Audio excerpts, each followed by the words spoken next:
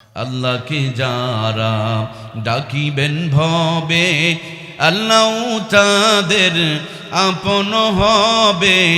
ইহকালে শান্তি, পরকালে মুক্তি দেবেন তাদের। আল্লাহ তাআলা লা ইলাহা ইল্লাল্লাহ, লা ইলাহা। জবান খুলে প্রাণ ভরে হৃদয় উজাড় করে লা ইলাহা সুবহানাল্লাহ ওয়ালহামদুলিল্লাহ, লা ইলাহা ইল্লাল্লাহ, লা ইলাহা। কি আল্লাহকে ডেকে কি কলিজায় শান্তি পাওয়া যায়? আল্লাহকে ডেকে যাদের কলিজায় শান্তি হয়, এই কলিজাওয়ালা মানুষগুলোকে আল্লাহ জান্নাত দান করবেন। সুবহানাল্লাহ। সুতরাং বেশি বেশি করে আল্লাহকে ডাকবো। আমরা শুকরিয়া আদায় করছিলাম রবের, তিনি বাঁচায় রাখছেন, তিনি সমস্ত গুনাহ থেকে বাঁচিয়েছেন, তিনি এই জান্নাতের বাগানে কবুল করেছেন। আমার আল্লাহ তাআলা বলছেন, যাদের কান ছিল, চোখ ছিল, বিবেক ছিল, দেখেও দেখে না, শুনেও শোনে না, বুঝেও বুঝে না, আল্লাহ বলছেন উলাইকা কাল আনআম বাল হুম আদল উলাইকা হুমুল গাফিলুন। এরা জানোয়ার নয়, জানোয়ারের চাইতে নিকৃষ্ট। আল্লাহ কোরআন থেকে দূরে থেকে আমাদেরকে নিকৃষ্ট বানায়ও না। কোরআনের কাছে, কোরআনের পাশে, কোরআনের সান্নিধ্যে এসে আমাদের সকলকে উৎকৃষ্ট হওয়ার তৌফিক দান করে দাও। সবাই পড়ি আল্লাহুম্মা আমিন। বিনীত অনুরোধ করছি, যে যেখানেই আছেন, বিয়ায় তাওই জামাই, বহুদূর দূরান্ত থেকে আমরা ওয়াজ শুনতে যেতে পারি, কিন্তু আমাদের মা বোনরা যেতে পারেন না। কত স্বপ্ন, কত তামান্না একটু ওয়াজ শুনবো। বেকুব বিয়ায় জামাই তাওই বাড়িতে আসছে, বাড়ি থেকে বের হয় না। পান, চা, খাবার, নাস্তা দিতে দিতেই মাদের ওয়াজ শোনা নষ্ট হয়ে যায়। কথা বলুন ঠিক কিনা?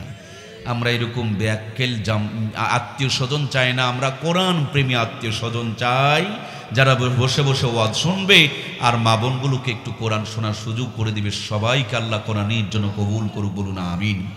অতি দ্রুত যে যেখানে আছেন, একটা মানুষ আর চার দোকানে দাঁড়াবো না, জিলাপির দোকানের সামনে থাকবো না।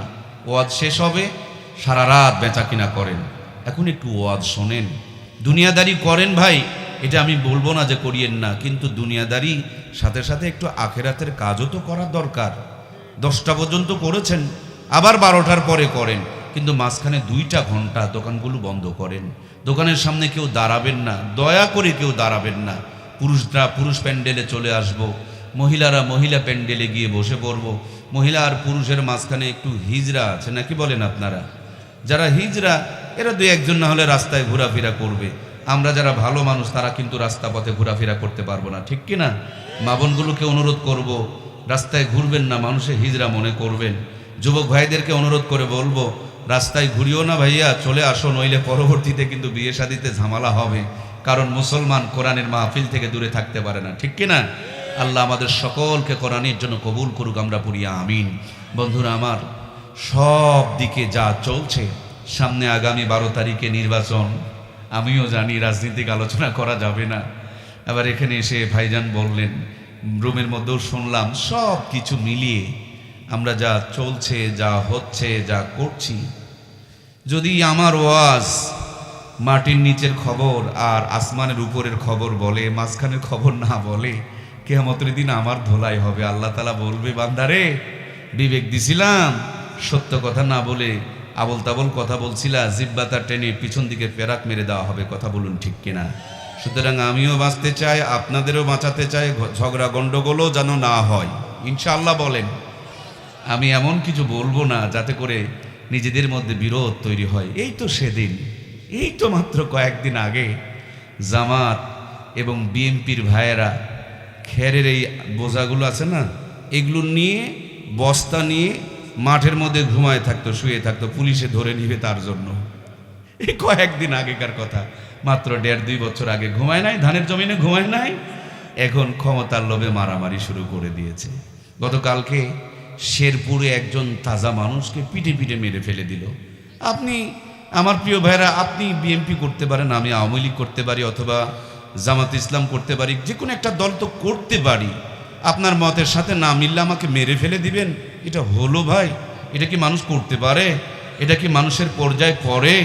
আল্লাহ তুমি আমাদের মানুষত্ব দান করো, আমাদের পশু বানায় না, আমরা পড়ি আমিন। ভাইরা আপনারা জানেন গত কিছুদিন আগে ওই কুষ্টিয়ার ওইদিকে একটা মেয়ে মানুষ কয়েকটা কুকুরের বাচ্চা মারছিল। গোটা দেশে এমন ঝড় উঠল, মেয়েটাকে ছোট্ট বাচ্চা সহকারে জেলখানাতে ঢুকানো হলো। আমার আফসোস লাগে, কুকুর মরলে দেশে ঝড় ওঠে, কিন্তু মানুষ মরলে ঝড় ওঠে? শাপলা চত্বরে যেদিন আলেমদেরকে মারা হয়েছিল, কুকুর মারার পর যারা ঝড় তুলেছিল, সেদিন কি তাদের মুখে কোনো কথা ছিল? 57টা সেনা অফিসারকে যেদিন মারা হয়েছিল, সেদিন এই কুকুর মারার পর যারা প্রতিবাদ করেছিল, সেদিন তাদেরকে কোনো প্রতিবাদ করতে দেখা যায়? শরীফ ওসমান হাদিকে যারা মেরেছে এখনো পর্যন্ত কারো গ্রেপ্তার হয় নাই, কিন্তু কুকুর মারনেওয়ালা ঠিকই জেলে ঢুকেছিল। কথা বলুন ঠিক কিনা? আমার প্রাণপ্রিয় ভাইয়েরা, বোঝা গেল পশুর দাম আছে কিন্তু মানুষের দাম নাই। যদি থাকতো তাহলে ওরা পশুর বেলায় প্রতিবাদ করে, মানুষের বেলায় নীরব থাকতে পারত। অল্প কিছুদিন আগে ওই প্রথম আলো না কি যেন অফিসে গিয়ে মানুষজন হামলা করছে। এরা সব সময় মুসলমানদেরকে দাবানোর জন্য, মুসলমানদেরকে শেষ করে দেওয়ার জন্য, দাড়ি টুপিওয়ালাদেরকে অপরাধী বানানোর জন্য নাটক বানাইছে, বিভিন্ন নাটক বানাইছে। মানুষ ক্ষোভের জায়গা থেকে ওদের অফিস আদালতে আগুন লাগায় দিয়েছে। কিন্তু 24 সালে 2000-এর মতন তাজা প্রাণ ঝরে গিয়েছে, একটারও বিচার হয় নাই এখনো পর্যন্ত। এই মানুষগুলোকে যারা খুন করেছে একটারও বিচার হয় নাই, কিন্তু ওই পত্রিকার অফিসে আগুন লাগানোর অজুহাতে অনেক মানুষকে জেলখানায় ঢোকানো হয়েছে। কথা বলুন ঠিক কিনা? তার মানে বোঝা গেল ইট পাথরের দাম আছে, মানুষের জীবনের দাম। সেই সময় আপনি আমি বসবাস করছি, আমরা মনে করছি 12 তারিখের পর বিশাল কিছু হয়ে যাবে। আমি বলি কিচ্ছু হবে না, চোরের হাত থেকে বেঁচে ডাকাতের হাতে পড়া হবে। আজকে বোঝা যাচ্ছে? তখনই কিছু জাতির উন্নতি হবে যখন জাতি কোরআন সুন্নাহ দিয়ে নিজের জীবনটাকে তৈরি করতে পারবে। কথা বলুন ঠিক কিনা? এজন্য প্রাণপ্রিয় ভাইয়েরা, একটু মন কান লাগান। গ্রামের কথা আছে, সর্বাঙ্গে ব্যথা মলম দিব কোন জায়গায়। এই জন্য অ্যান্টিবায়োটিক একটা ঔষধ আবিষ্কার হয়েছে, একটা ট্যাবলেট সব রোগের কাজ করে। অ্যান্টিবায়োটিক বোঝা যাচ্ছে কি ভাইয়েরা? মূল ঔষধ হলো অ্যান্টিবায়োটিক। আমি এই জন্য ছোট্ট করে একটা আয়াত তেলাওয়াত করেছি, একটা সাবজেক্টের উপর আলোচনা করব, শুধু একটা কথা আপনাদেরকে বোঝানোর চেষ্টা করব। ওই কথাটুকু যদি আমরা আমল করতে পারি, দুনিয়াতে শান্তি নেমে আসবে, পরকালে আল্লাহ জান্নাতের মেহমান বানায়া দিবে। সুবহানাল্লাহ। আয়াতে কারিমাটুকু বলেছে, কুল ইন কুনতুম তুহিব্বুনাল্লাহ ফাত্তাবিউনি ইউহিব্বুকুমুল্লাহ ওয়া ইয়াগফির লাকুম যুনুবাকুম আল্লাহু গফুরুর রহিম। আল্লাহ বলছেন, নবীজি, দুনিয়ার মানুষেরা যদি আমি আল্লাহকে ভালোবাসতে চায়, ফাত্তাবিউনি, তারা যেন আপনার ইত্তেবা করে, তাহলে আমি আল্লাহ ভালোবাসা দিয়ে জিন্দেগির গুনাহ মাফ করে দিব। সুবহানাল্লাহ। ওই যে উপরের বাল্বটা জ্বালানোর জন্য নিচে একটা সুইচ আছে, সুইচে চাপ দিবেন, আলো জ্বলবে অথবা অফ হয়ে যাবে। সেম কায়দা ওই যে ওখানে ভলিউমে পাক দেয়, সাউন্ড বাড়ে অথবা কমে যায়। আল্লাহ আমার আরশে আজিমে জমিনের সুইচটা দিয়েছেন মুহাম্মদুর রাসূলুল্লাহ সাল্লাল্লাহু আলাইহি ওয়াসাল্লামকে। একটু মহব্বতে প্রাণ ভরে দরুদ পড়বেন, সাল্লাল্লাহু আলাইহি ওয়াসাল্লাম। আবার বলুন সাল্লাল্লাহু। আমার প্রিয় ভাইয়েরা, মাঝে মাঝে মোবাইল হ্যাং হয়ে যায়, যায় না ভাই? মোবাইল কথা শোনে না, তখন আমরা বন্ধ করে চালু করলে আবার ঠিক হয়ে যায়। জীবনও হ্যাং হয়ে যায়, বউ কথা শোনে না, সন্তান কমেন্ট মেনে চলে না, এত খাটতেছেন তারপরে বরকত হয় না, অসুখ বিসুখ ভালো হয় না। এই জন্য অনেকে আত্মহত্যার পথ পর্যন্ত বেছে নেয়। আল্লাহর ওলিরা বলে, এরকম পেরেশানি আসলে, জীবন হ্যাং হয়ে গেলে বেশি বেশি করে দরুদ শরীফ পড়বেন, আল্লাহ সব পেরেশানি দূর করে দিবেন। সুবহানাল্লাহ। এই জন্য যখনই নবীজির নাম আসবে প্রাণ ভরে দরুদ পড়ব, আল্লাহ আমাদেরকে কবুল করুক, বলুন আমিন। তাহলে প্রিয় বন্ধুরা আমার, আল্লাহকে ভালোবাসতে হলে নবীজিকে মহাব্বত করতে হবে। নবীজিকে অনুকরণ করলেই আল্লাহ ভালোবাসা দিয়ে জিন্দেগির গুনাহ মাফ করে দেবে। সুবহানাল্লাহ। আল্লাহকে ভালোবাসবেন কেন? পৃথিবীতে যত নিয়ামত পেয়েছি সব নিয়ামতগুলো দিয়েছেন কে? এখানে বসে আছেন, কার দেওয়া দুটি পা দিয়ে হেঁটে এসেছেন বলেন না ভাই? আপনার আমার মতন বহু মানুষের পা ছিল, কেউ হাসপাতালে, কেউ ক্লিনিকে, অনেকের মন ছিল কিন্তু উঠতে পারছেন না, দাঁড়াতে পারছেন না। আল্লাহ তাআলা আমাদের দুটি পা দিয়েছেন বলেই আমরা আসতে পেরেছি। সুবহানাল্লাহ। এই যে মুখ দিয়ে কথা বলছেন, মুখটা কার দান? এই যে চোখ দিয়ে দেখছেন, চোখ দুটো কার দান? প্রিয় ভাইয়েরা আমার, দুনিয়াতে এসেছেন, নিয়ামতগুলো পেয়েছেন। যখন আপনি আমি দুনিয়াতে আসি নাই, এই দুনিয়ার মুখ দেখি নাই, দুনিয়াতে কোনো নাম, দুনিয়াতে কোনো পরিচয়, দুনিয়াতে কোনো ঠিকানা, দুনিয়াতে কোনো নিশানা ছিল না। বাবার উরুষের মধ্যে একটা ফোঁটা পানি, ওই বাবার উরুষ থেকে পানির ফোঁটাটাকে মার রেহেমের মধ্যে নিয়ে ট্রান্সফার করে দিয়া সবার প্রথম সর্বাগ্রে ওই মার পেটের মধ্যে নেওয়ার পর পানির ফোঁটাতে যিনি ডিজাইন করেছেন, প্ল্যান করেছেন, পরিকল্পনা করেছেন, সেই মহাপরিকল্পনাকারীকে আল্লাহর নাম জবান ভরে বলবেন। একটা ডাক যদি আল্লাহ কবুল করে নেই, এক ডাকই আল্লাহ মাফ করে জান্নাতি বানিয়ে দিতে পারেন। সুবহানাল্লাহ। এই জন্য প্রিয় ভাইয়েরা আমার, আল্লাহ যদি বাবার ওরস থেকে ওই পানির ফোঁটাটাকে মার রেহেমের মধ্যে নিয়ে ট্রান্সফার করে যদি প্ল্যান পরিকল্পনা আপনার আমার জন্য না করতেন, আমরা কি দুনিয়াতে আসতে পারতাম? বন্ধুরা আমার, পানির ফোঁটাটাকে আল্লাহ তাআলা রক্তপিণ্ড বানালেন, রক্তপিণ্ডকে গোস্তপিণ্ড বানালেন, সুন্দর করে স্ট্রাকচার দিয়ে দিলেন। এখন একটু খাবারের দরকার, আপনার ফাঁসিতলা বাজার, মোকামতলা বাজার থেকে খাবার কিনে নিয়ে মার পেটে ঢোকানো হয় নাই। এদেশের স্বাস্থ্যমন্ত্রী, খাদ্যমন্ত্রী, আপনার আমার নানা নানি, দাদা দাদি আপনার আমার জন্য কোনো খাবার ব্যবস্থা করেন নাই।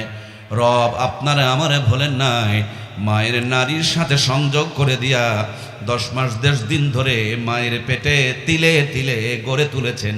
তিনি কে? তিনি যদি ওই সংযোগটা করে না দিতেন, আমরা কি মায়ের পেটে বড় হতে পারতাম? ঢুকেছিলাম সামান্য সংক্ষিপ্ত ক্ষুদ্র ছিদ্র দিয়া, ঢুকেছিলাম সামান্য প্রসবের রাস্তা দিয়া। এখন আমি মার পেটে বড় হয়ে গিয়েছি, কেমন করে বের হব? আমার মার কোনো চিন্তা নাই, বাবার কোনো ভাবনা নাই, নানা নানি দাদা দাদির কোনো পরিকল্পনা নাই, এদেশের স্বাস্থ্যমন্ত্রী আমাকে নিয়ে কোনো ব্যবস্থা করে নাই। কিন্তু রব আপনারা আমারে বলেন নাই, আমার আল্লাহ তাআলা বলেন সুম্মা সাবিলা ইয়াসসারা, মায়ের ছোট্ট প্রসবের রাস্তাকে প্রশস্ত করে দিয়া এই দুনিয়াতে আসার ব্যবস্থা করে দিয়েছেন। তিনি কে? আমার প্রিয় ভাইয়েরা, দুনিয়াতে আসার পর পৃথিবীর মানুষেরা আপনার আমার খাবারের সিঙ্গেল লাইনটাকে যখন ডিসকানেক্ট করে দিলেন, বিচ্ছিন্ন করে দিলেন, কেটে দিলেন, সিঙ্গেল লাইনটা কাটা মাত্র মায়ের বুকে আগের থেকে ডবল লাইন চালু করে রেখেছেন। কে? জোরে বলতে হবে, কে? মায়ে দুধ পান করায়, কিন্তু দুধ তৈরি করতে পারেন? পান করায় মা, তৈরি করেন কে? ঠান্ডা খেলে নিউমোনিয়া হয়ে যাবে, গরম খেলে মুখ পুড়ে যাবে, বেশি করে যদি বের হয় বাচ্চা ঢোক গিলতে পারবে না, মারা যাবে। আবার কম করে যদি বের হয়, সদ্যমাত্র জন্ম হয়েছে এই বাচ্চা বলতে পারবে না আমার ক্ষুধা লেগে রয়ে গিয়েছে। মায়ের দুধের বোটায় অসংখ্য ছিদ্র দিয়ে দিলেন, ভিটামিন দিলেন, ক্যালসিয়াম দিলেন, মিনারেল দিলেন, আয়রন দিলেন, জিঙ্ক দিলেন। একজন মানুষের গড়ে ওঠার জন্য, বেড়ে ওঠার জন্য যতগুলো উপাদানের দরকার সবগুলো দিয়ে দিলেন। আমি মায়ের কোলে ছিলাম না, মার বুকে দুধ আসতো না। আবার যখন মার কোলে থাকবো না, তখনও মায়ের বুকে দুধ খুঁজে পাওয়া যায় না। যতক্ষণ পর্যন্ত মায়ের কোলে রয়েছি, ততক্ষণ পর্যন্ত মায়ের বুকে দুধের জোয়ার আমার আল্লাহ তাআলা দান করে দিয়ে রেখেছেন। 2 থেকে 2.5 বছর ধরে মায়ের বুকের দুধ পান করায় আপনাকে আমাকে লালন পালন করেছেন। তিনি কে? দুধ খেতে খেতে একটু দাঁতের দরকার, নরম কিছু চাবাইতে হবে। বিল্ডিং তৈরি করে কারেন্টের লাইন নেওয়ার জন্য দরখাস্ত করতে হয়, ফাইল পড়ে থাকে, ফাইলকে সরানোর জন্য আবার বকশিস গুনতে হয়। দাঁতের দরকার, দরখাস্ত করতে হয় নাই, ধর্না ধরতে হয় নাই, ঘুষ দিতে হয় নাই। দুধ খেতে খেতে ছোট্ট ছোট্ট দাঁতগুলো আমার রব উঠিয়ে দিয়েছেন।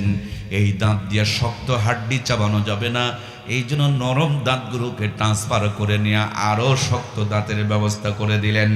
জিহ্বাটা বের করে দেখেন, ছোট্ট ছোট্ট দানা দানা কি যেন দেখা যায়।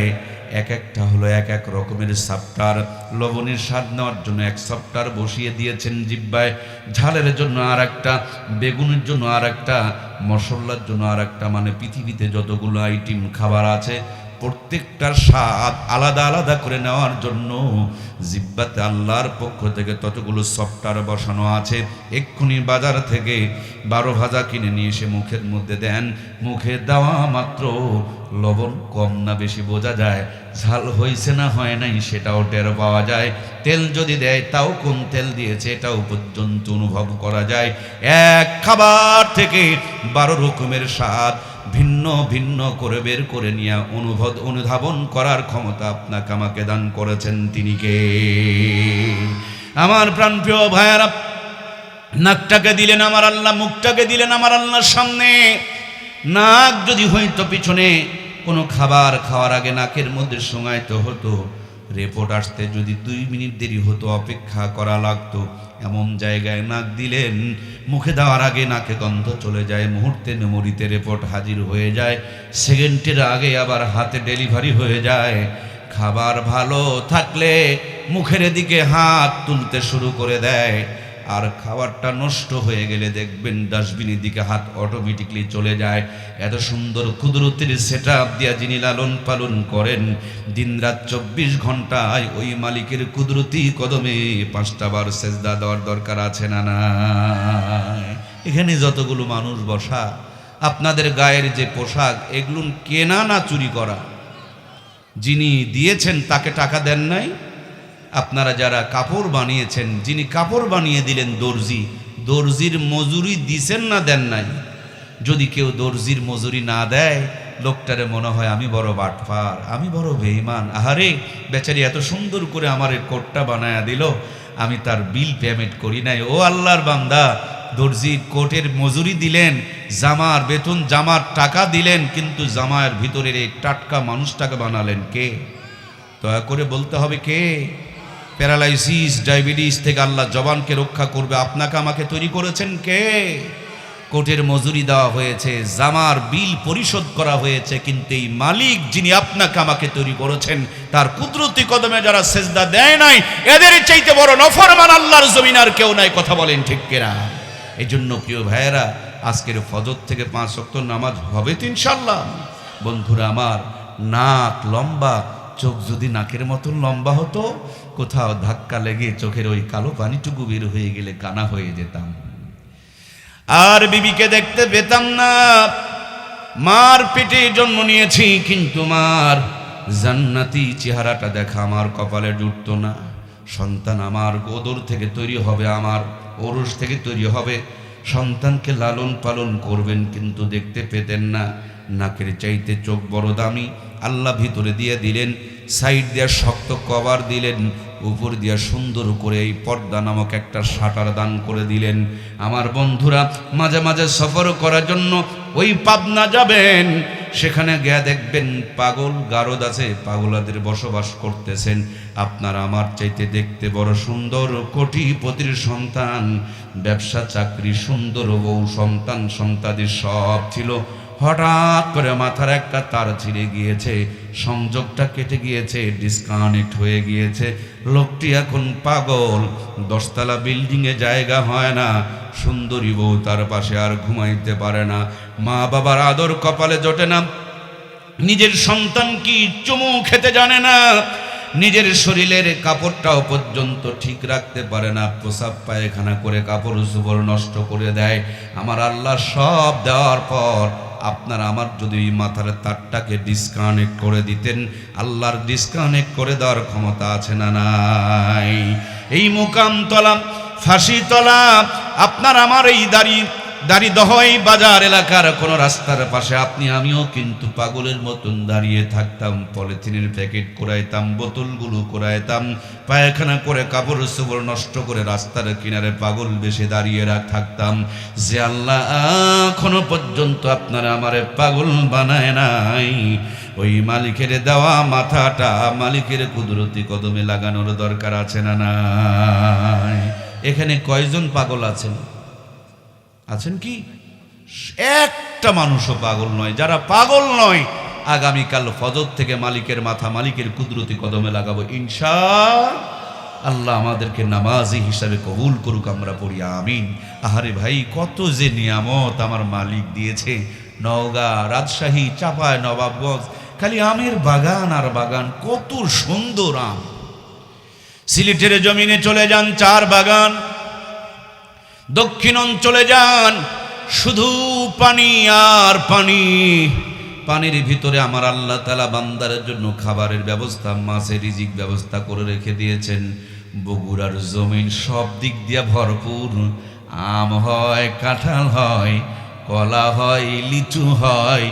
দুনিয়াতে যত উপাদান আছে সবগুলো এই জমিনে দান করেন কে? একসাথে আম গাছ লাগিয়েছেন না, দুহাত পাশে কাঁঠাল গাছ, তাতে সুন্দর কাঁঠাল।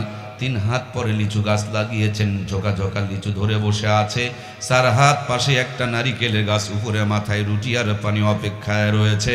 5 হাত পরে একটা খেজুরের গাছ, কি সুন্দর শীতের মৌসুম আসলে আপনাকে আমাকে গলা কেটে রস পান করাইতেছে। 6 হাত দূরে একটা কুশারের গাছ, ভিতরে রস তৈরি হয়ে আছে। 7 হাত পাশে আর একটা মরিচের গাছ, মুখে দেওয়া মাত্র যেন জিহ্বায় আগুন ধরে যাচ্ছে। ওই মরিচের গাছেরই কাছে আবার তিতল গাছ, মুখে দেওয়া মাত্র মুখটা টক হয়ে যায়। তিতল গাছের সাথেই লাগানো আর জড়ানো নিম গাছ, মুখে দেওয়া মাত্রই মুখটা একবারে তিতো হয়ে যায়। এতগুলো নিয়ামত দিয়া যিনি লালন পালন করেন, তিনি বলেছেন ওয়ামা খালাকতুল জিন্না ওয়াল ইনসা ইল্লা লিয়াবুদুন। আমি মানুষ আর জিনকে শুধু তৈরি করেছি আমার ইবাদতের জন্য, আর দুনিয়ার সমস্ত নিয়ামত তৈরি করেছি তাদের সেবা যত্ন আর খেদমতের জন্য। সুবহানাল্লাহ। এই জন্য প্রাণপ্রিয় ভাইয়েরা আমার, একটা মানুষের মেমোরি যদি ভালো থাকে, দিমাগ যদি সুস্থ থাকে, মাথাটা যদি তার একেবারে ক্লিয়ার থাকে, ওই লোকটা অটোমেটিকলি আমার আল্লাহর প্রেমে পড়ে যাবে। কে আমারে সৃষ্টি করলেন, কে আমার অক্সিজেনটা চালু রাখলেন, কেমনে আমি দেখতে পাই, তার ছাড়া কেমনে আমি শুনতে পাই, রাতের বেলা আমি কেমনে ঘুমাই, আমার হাতটা সুন্দর করে কিছু ধরতে হবে, এত সুন্দর সেটিংটা দিলেন কে, এই কথাগুলো বোঝার মতন আমাকে ক্ষমতাটি দিল কে। একটা বার সুন্দর করে মানুষ যদি চিন্তা করে, অটোমেটিকলি আমার আল্লাহর প্রেমে পড়ে যাবে, তারা আল্লাহকে ভালোবাসতে চাইবে। সেই জন্য আল্লাহর হাবিবকে আল্লাহ তাআলা জানিয়ে দিয়েছেন, কুল ইন কুনতুম তুহিব্বুনাল্লাহ, নবী গো, দুনিয়ার মানুষেরা যদি আমি আল্লাহকে ভালোবাসতে চাই, ফাত্তাবিউনি, তারা যেন আপনার ইত্তেবা করে, তাহলে আমি আল্লাহ ভালোবাসা দিয়া জিন্দেগির গুনাহগুলো মাফ করে দিব।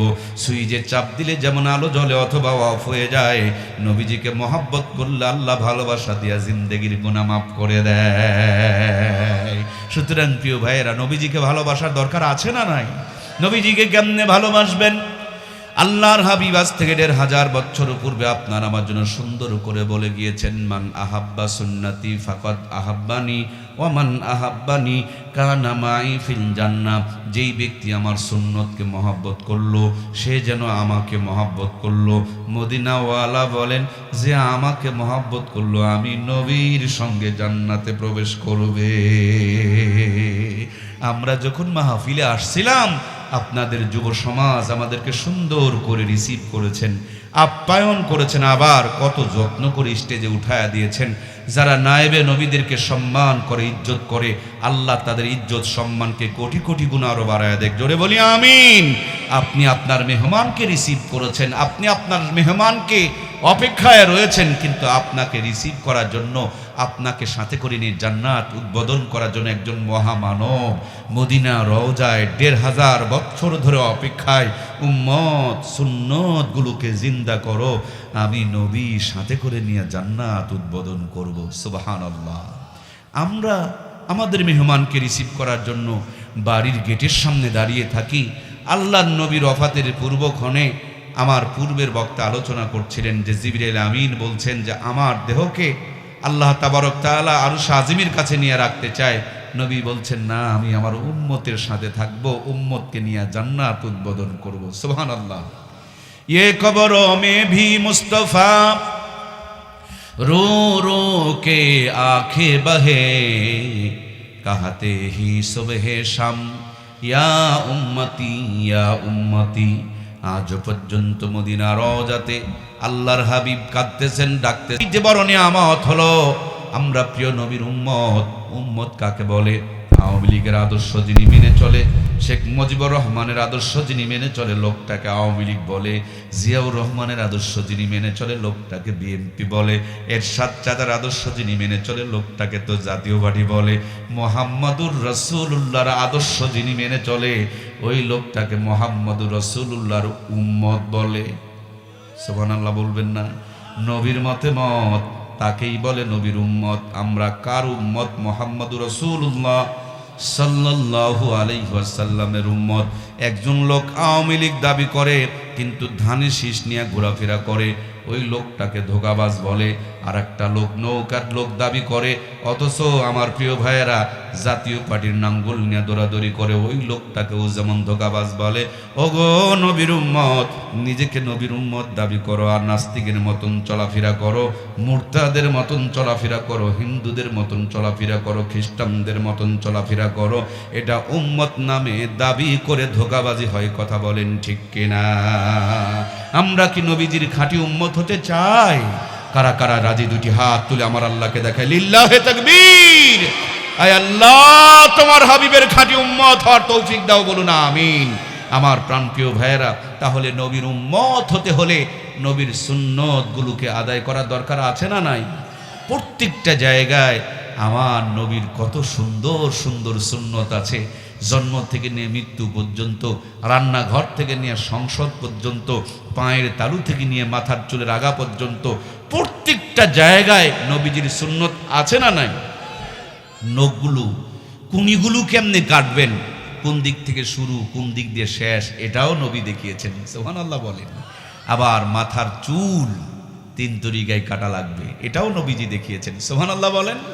রান্নাঘর, এটা যেন পরক্রিয়ায় ভরপুর না হয়, সেখানে যেন ভালোবাসা বিরাজ করে, এজন্য রান্নাঘরে বিবিদের সাথে কেমন আচরণ করতে হবে, এটাও নবীজি দেখিয়েছেন। আবার রাষ্ট্র কেমনে পরিচালনা করতে হয়, ওটাও আল্লাহর হাবিবকে দিয়ে আল্লাহ তাআলা দেখাইয়াছেন। সুবহানাল্লাহ বলেন। এজন্য প্রিয় ভাইয়েরা আমার, উম্মত দাবি করলেই চলবে না, সুন্নত আমল করতে হবে। জীবনের প্রত্যেকটা পরতে পরতে নবীজির সুন্নত রয়েছে। আমাকে যুব সমাজের ভাইয়েরা বলছেন, আমাদের ঘরে ঘরে প্রত্যেকটা অঙ্গে অঙ্গে পরকীয়া ঢুকে পড়েছে, আমাদের ঘরে ঘরে অশান্তির আগুন জ্বলছে, আমাদের ঘরে ঘরে সাইলেন্ট ডিভোর্স চালু হয়ে গিয়েছে। আমাদের সমাজটাকে যদি ভালো করতে হয়, আমাদের সমাজে যদি শান্তি প্রতিষ্ঠিত করতে হয়, কি নাম ভাইয়া, কি হয়েছে? জি আলহামদুলিল্লাহ। কষ্ট হচ্ছে কি আপনাদের? ভাই, আমরা নবীর উম্মত, আমাদেরকে সুন্নতগুলো জানার দরকার আছে না নাই? আল্লাহ আমাদের সকলকে নবীজির খাঁটি উম্মত হওয়ার তৌফিক দান করুন, বলুন আমিন। তাহলে আমরা নবীজির সুন্নতগুলোকে নিয়ে আজকে আলোচনা করব ইনশাআল্লাহ। আল্লাহর হাবিব সব শিখিয়েছেন। একজন যুবক যদি বিয়ে করতে চায়, যুবক কোথায় যাবে, কাকে বিয়ে করবে, কখন বিয়ে করবে, এটারও বিস্তারিত জানিয়ে দিয়েছেন মুহাম্মদুর রাসূলুল্লাহ সাল্লাল্লাহু আলাইহি ওয়াসাল্লাম। আল্লাহর হাবিব বলেছেন, বিয়ে শাদীকে সহজ করে দাও, জেনা ব্যভিচার কমে যাবে। আমার দেশে বিয়ে শাদীকে কঠিন করা হয়েছে, জেনা ব্যভিচার বেড়েই চলছে। কথা বলেন ঠিক কিনা? আমরা মনে করছি বিয়ে করে খাওয়াবো কি, খাওয়ানেওয়ালা আপনি আমি না আল্লাহ। বিয়ের আগ পর্যন্ত ছেলের ঘরে একটা বাল্ব জ্বলবে, মেয়ের ঘরে আর একটা বাল্ব জ্বলবে, আর বিয়ের পর দুইজনা মিলে একটা বাল্ব জ্বলবে, মানে অপচয় কমে যাবে। কথা বলেন ঠিক কিনা? দুইজন জন্য একটা ল্যাপ লাগবে, বিয়ের আগে 2টা ল্যাপ লাগবে। দুইজনে একটা ঘর লাগবে, বিয়ের আগে 2টা ঘর লাগবে। বিয়ের আগ পর্যন্ত দুইজন 2 বালিশে মাথা দিয়া শান্তির কথা চিন্তা করবে, আর বিয়ের পর দুইজন যখন এক বালিশে মাথা দিয়া শান্তির কথা চিন্তা করবে, কল্যাণ আর বরকতের কথা চিন্তা করবে। নেগেটিভ আর পজিটিভ এক জায়গায় হওয়ার কারণে মাইক যেমন কথা বলছে, আলো যেমন জ্বলছে, ফ্যান যেমন ঘোরে, নেগেটিভ পজিটিভ এক জায়গায় হলে আল্লাহ রহমত চালু হয়ে যায়। সুবহানাল্লাহ বলেন। এই জন্য নবীজি বলেছেন বিয়েতে বরকত রয়েছে। নবীজি জামানায় এক সাহাবী এসে বলছেন, আমার বড় অভাব। আল্লাহর হাবিব বলছেন বিয়ে করে নাও। আবার বলছেন, নবী গো, অভাব যে যেতে চায় না, বলে আর একটা করে নাও। তারপরেও বলছে, হুজুর অভাব যে যাচ্ছেই না, বলে আর একটা করে নাও। শেষের বেলা এসে বলছে, ইয়া রাসূলুল্লাহ, অভাব আমাকে খুব ভালোবাসে। নবীজি বলেন একবারে শেষ সীমানা পর্যন্ত ঠেকাইয়া দাও। চতুর্থ নম্বরে যে মেয়েটারে বিয়ে করেছেন উনি হাতের কাজ জানতেন, অন্য 3 বোনকে নিয়ে হস্তশিল্পীর কাজ শুরু করেছে। স্বামী বাজারে বেচা কিনা করতেছে, অল্প টাইমের ভিতরে এলাকার ধনী পরিবার হয়ে গেছে। সুবহানাল্লাহ। এই জন্য প্রিয় ভাইয়েরা আমার, বিয়েতে বরকত রেখেছেন আল্লাহর হাবিব।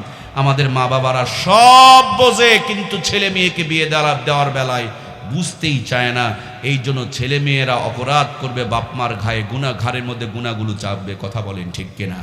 বাবা মা হজ করতে যায়, বাবা মা তসবিহ টিপতেছে, আর মেয়ের মাথায় কাপড় নাই, মেয়ের বুকে উন্না নাই।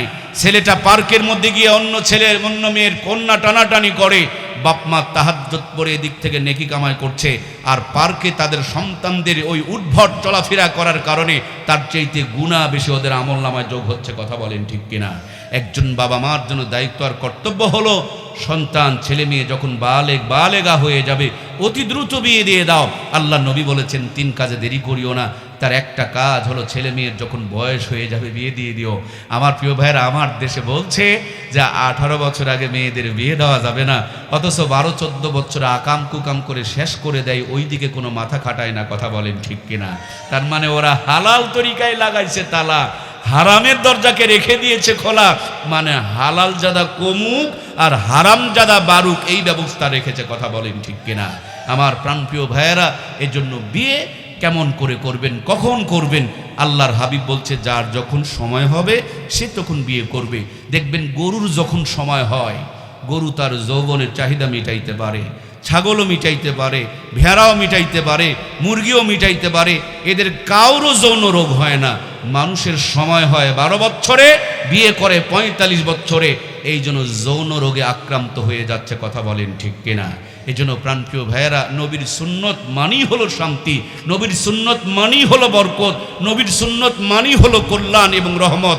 আল্লাহ আমাদের প্রত্যেকটা ক্ষেত্রে নবীর সুন্নত মানার তৌফিক দান করুক, আমরা পড়ি আমিন। যুবক ভাইয়েরা, কেমনে বিয়ে করবেন, কাকে বিয়ে করবেন? নবী বলেছেন 4টি গুণ দেখে বিয়ে করো। মালিহা, জামালিহা, দীনিহা, নাসাবিহা, ফাজফার বিজাতি দ্বীন। সবচেয়ে বেশি দিনের প্রতি খেয়াল রাখো।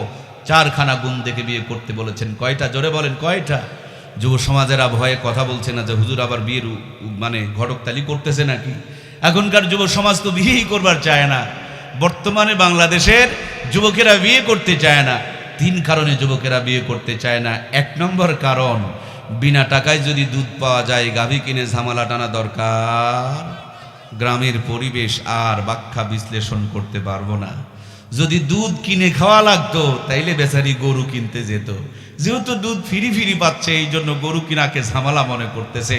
আল্লাহ তুমি আমাদেরকে ইসলাম মেনে চলার তৌফিক দাও, বলুন আমিন। মনে রাখবেন, অতি চালাকের গলায় দড়ি, চালাকের গু 3 জায়গায়। তুমি মানুষের হক মারতেছ, তোমারটাও মানুষের কাছে মারা দিচ্ছে। কথা বলেন ঠিক কিনা? এজন্য দ্রুত বিয়ে করে নাও। এটার মধ্যেই কল্যাণ, এটার মধ্যেই রহমত, এটার মধ্যে বরকত। মানুষেরা মনে করে হুজুররা বোকা, আগে ভাগে বিয়ে করে নেয়, আর ওরা মহা চালাক। 35 বছর পর্যন্ত পরে, আরও 5 বছর চাকরির পিছনে ঘোরে, 40 বছরের পর চাকরি হলে আরও 5 বছর বাড়ি গাড়ি তৈরি করে, 45 বছরে বিয়ে করতে যায়, সাওয়ালি বসে গিয়েছে, বাড়ি গাড়ি আছে, কিন্তু চেহারা ঠিক। মেয়ের বাপ এসে দেখে কি সুন্দর বিল্ডিং, 3 লাখ টাকা বেতন, উপরা কামায় 6 লাখ। মেয়ের কাছে গিয়ে ওয়াজ করে, ও মা, প্রতিষ্ঠিত ছেলে নিতে গেলে একটু বয়স টয়স হবে। তার মানে খালি জামাইয়ের সাথে বিয়ে দেয় না, চাকরি, বাড়ি এবং উপরা কামাই, তারপরে জামাই।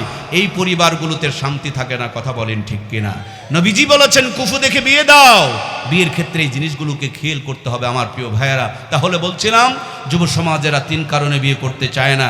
1 নম্বর কারণ, বিনা টাকায় যদি দুধ পায় গাভী কিনে ঝামেলা টানা দরকার। তুমি যদি মানুষের হক মারো, তোমারটাও কিন্তু অন্য জায়গাতে নষ্ট হয়ে যাচ্ছে। এই জন্য ভাই, চালাকি করিও না, বিয়ে করে নাও, জীবনকে বরকতময় বানিয়ে দিবেন কে? প্রিয় ভাইয়েরা আমার, 2 নম্বরে যেই কারণে যুবকেরা বিয়ে করতে চায় না, 2য় নম্বর কারণটা হলো, তিনার বান্ধবী আছে 13টা, প্রত্যেকটা 3টা 4টা করে মোবাইল ফোনের সিম কার্ড ব্যবহার করে। সে হিসাব করে দেখেছে এগুলোকে নিয়ে পার্কে যাওয়া যাবে, বাদাম খাওয়া যাবে, কিন্তু বাড়িতে বউ বানায়া নিয়ে আসা যাবে। কারে কথা বলছেন না কেন রে ভাই? নিয়ে আসা যাবে। আমি আমার বোনগুলোকে বলতে চাই, ও আমার দরদের বোন, মনে কষ্ট রেখো না। নদীর পানি সবাই ব্যবহার করে, অজু করে, গোসল করে, মুখ ধোয়, কিন্তু নদীর পানি কেউ খায় না। নদীর পানি ব্যবহার করে আর নারিকেল ডাব কিনে নিয়ে খায়। আপনি সস্তা হয়ে যায়েন না, পার্কে যায়েন না, মোবাইলে ঘন্টার পর ঘন্টা কথা বলতে বলতে নিজের ইজ্জতকে বিলিয়ে দিয়েন না। আপনি ডাব আর নারিকেলের মতন নিজেকে ঢেকে রাখলেন, দেখবেন একদিন রাজধানী বানায় আপনাকে ঘরে তোলা হবে। কথা বলুন ঠিক কিনা? 3 নম্বরে যেই কারণে আমার দেশের যুব সমাজেরা বিয়ে করতে চায় না, এই কারণটা বড় মারাত্মক। এর নাম হলো মোবাইল ফোন। এই মোবাইল ফোন আসার কারণে বউ না থাকলে চলে, কিন্তু মোবাইল না থাকলে চলে না। বউ 3 দিন যদি বাবার বাড়িতে যায়, ঈদের আনন্দ এবং পিকনিক খায়, 3 ঘন্টা মোবাইলের নেটওয়ার্ক চলে গেলে মাথাটা পাগল হয়ে যায়। বউ পাশে শুয়ে আছে আর পাশে দিকে মোবাইলে ঘুরতে ঘুরতে চোখের নিচে কালো দাগ দাগ ফেলে দিয়েছে, বউ অন্য জায়গায় পরক্রিয়া করতেছে। এই মোবাইল ফোন আসার কারণে রাত যত গভীর হয়, ছোট্ট একটা তার ভিতরে ঢুকায়া দেয়া 2খানা সংযোগ কানের মধ্যে লাগায়া দেয়া ঘষাঘষি শুরু করে দেয়। পাতলা কাপড় থেকে ন্যাংটাকা হইতে শুরু করে দেয়। অনেক যুবক নিজের যৌবনকে আটকিয়ে রাখতে পারে না, নিজের জীবন নিজেই কুরবানি করে দেয়। দাদা বিয়ে করতে চায়, নানাই বিয়ে করতে চায়, অনেক যুবক বিয়ে করতে ভয় পায়। তার মানে মোবাইল টিপতে টিপতে তার ব্যাটারি ফিউজ হয়ে গেছে। কথা বলুন ঠিক কিনা? এই জন্য প্রাণপ্রিয় ভাইয়েরা আমার, নবীজি বলেছেন 4টি গুণ দেখে বিয়ে করো। 1 নম্বর গুণ হলো সৌন্দর্য দেখে বিয়ে করো। এখন তো ডিজিটাল জামানা, কোনটা কালা কোনটা ঢালা চিনা বড় দাই। কালো কালো মেয়েগুলো বিউটি পার্লারে যায়, আটার বস্তা মেখে ফর্সা হয়ে যায়। এই জন্য যুবকেরা কালো ধলো চিনতে পারে না। তাদেরকে আমি বলে যেতে চাই, টেনশন নিও না, সব জায়গাতে মানুষের উপরে ভরসা করা যাবে না, কারণ এটা আজীবনের সদা। মার উপরে, বাবার উপরে, দুলাভাইয়ের উপরে নয়। যাকে দেখে ভালো লাগে, যার প্রতি প্রেম জাগে, সেই মেয়েটাকে তুমি ঘরে নিয়ে আসো। তোমার ঘরটাকে জান্নাতের টুকরা বানিয়ে দিবেন কে? বিয়ে করব আমি, বউ পছন্দ করছে আমার দুলাভাই। আমার বউ দুলাভাইয়ের পছন্দ করার কোনো অধিকার নাই। দুলাভাইয়ের কাছে বিরিয়ানি ভালো লাগে, আমি বিরিয়ানি খেতেই পারি না। দুলাভাই মিষ্টির পাগল, আমি তো মিষ্টি দেখতেই পারি না। তার মানে দুলাভাইয়ের পছন্দ আমার ঘরে চাপায়া দিলে আমার জীবন সুখী হবে না। যার জীবন তাকে পছন্দ করার জন্য ইসলাম এখতিয়ার দিয়েছে। আপনি দুলাভাইকে সাথে নিতে পারেন, আপাকে সাথে নিতে পারেন, বাবা মাকে সাথে নিতে পারেন। অযথা একটা জিনিস ঘরে চাপায়া দিলে পারে তাদের জীবনটা সুখী হবে না। ইসলাম কত সুন্দর, আর আমরা বানিয়ে ফেলে দিয়েছে কি? যুবক ভাইয়েরা, বিয়ে করবেন যখন বউ দেখতে নিজে নিজে যাবেন, শরমে মাথা নিচু করে থাকবেন না। আপনি দেখেন এটা সারা জীবনের সদা, একে নিয়ে সারা জীবন থাকতে হবে। আপনি ঘটককে বলে দেন, আমি বউ দেখতে এসেছি, আমার সামনে আমার হবু বউরে অজু করতে দেন। অজু করার সময় যেই পরিমাণ ধৌত করা হয়, ইসলামে ওই পরিমাণ দেখতে কোনো সমস্যা। যদি দেখেন চেহারাটা ধলো আর পাগুলো কালো, যুবকেরা আছে না নাই? এই বলেন তো, এটা আসল না কালার করা? আরে আল্লাহরই ওয়াজ বুঝতেছে না এখানে যুবকেরা নাই নাকি? চেহারাটা ফর্সা আর পাগুলো কালো, বুঝে নিবেন এটা কালার করা মাল। আপনি কালার করাই যদি বাড়িতে নিয়ে যান যান, কিন্তু পরে ঝামেলা হবে না। এই জন্য বিয়ের আগে অজু করায় নিবেন। যদি অজু পারে বুঝবেন নামাজ পড়ে, আর যেটা নামাজ পড়ে তার জীবনটাকে বরকত দিয়ে ভরে দিবেন কে? অজু যদি না পড়ে আর ঘটক যদি বলে তাহাজ্জুদ পড়ে, এটা গাঁজাখড়ি গল্প। কথা বলুন ঠিক কিনা? এই জন্য প্রিয় ভাইয়েরা আমার, সুন্দর দেখে বিয়ে করতে হবে। ইসলাম সৌন্দর্যের মর্যাদা দিয়েছেন। আপনারা এখন বলবেন, হুজুর সবাই যদি সুন্দরগুলোকে বিয়ে করে তাহলে অসুন্দরগুলো যাবে কোথায়? আল্লাহর এই জমিনে একটাও মানুষকে অসুন্দর আমার আল্লাহ বানায় নাই। এক একজনের চোখে এক একজনকে আমার আল্লাহ তাআলা ভালো বানিয়ে দিয়েছে। সুন্দর একটা ছেলে ময়লা একটা মেয়েকে ভালোবাসে, বিয়ে করতে চায়। বন্ধুরা বলে, তুমি কত সুন্দর, আর ওই ময়লা মেয়েটাকে তুমি বিয়ে করতে চাও। উনি বলেন, আমার চোখ যদি তোমার চোখে লাগায় দেওয়া হতো তাহলে তুমি বুঝতে পারতে এই কালোর ভিতরে এই জগতের আলো। কথা বলেন ঠিক কিনা? এই জন্য এক একজনের চোখে আল্লাহ তাআলা এক একজনকে সুন্দর বানিয়ে দিয়েছেন। কত সুন্দর ইসলাম। আল্লাহর হাবিব বলেন সুন্দর দেখে বিয়ে করো, যাকে দেখে ভালো লাগে, প্রেম জাগে, ফিলিংস আসে, এরকম জীবন সঙ্গিনী ঘরে নিয়ে যাও। ঘরটাকে আল্লাহ জান্নাতের টুকরা বানিয়ে দিবে। সবার ঘরে ঘরে নেককার, পরহেজগার, আল্লাহওয়ালা সুন্দরী বেগম আল্লাহ দান করুক। আমরা পড়ি আমিন। 2 নম্বরে নবীজি বলেছেন বংশ দেখে বিয়ে করো। এখন তো বংশের দিকে তাওয়াক্কা করা হয় না, এই জন্য আমাদের পরিবারগুলোতে অশান্তি শেষ হয় না। বংশ ভালো দেখে বিয়ে করতে হবে। ভালো বংশের মেয়ে কখনো জামাইকে নিয়ে শহরে থাকার জন্য প্রতিযোগিতা করবে না। ভালো বংশের মেয়ে কখনো স্বামীটাকে শ্বশুর শাশুড়ির কাছ থেকে কেড়ে নিয়ে যাওয়ার জন্য প্রতিযোগিতা করবে না। বাংলাদেশে বিয়ের পর পর মেয়েদের একটা যুদ্ধ শুরু হয়।